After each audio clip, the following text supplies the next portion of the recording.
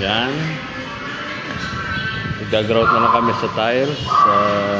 Natapos na kami, baba at taas ng tiles. Yan. Pero nag-grout na. Last day na sa aming pagta-tiles. At grouting na lang. Yan ang aking mga kasama. Masisipag yan.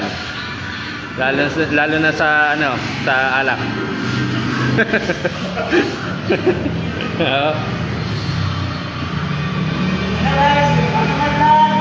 Yun. Mga kumakaway pa.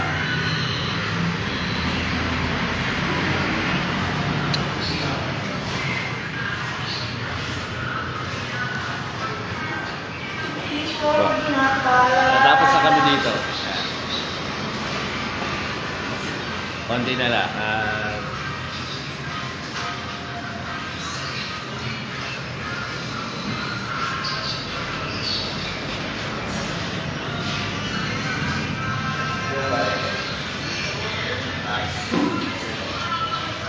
Malapit na rin kami lumipas sa aming susunod na project.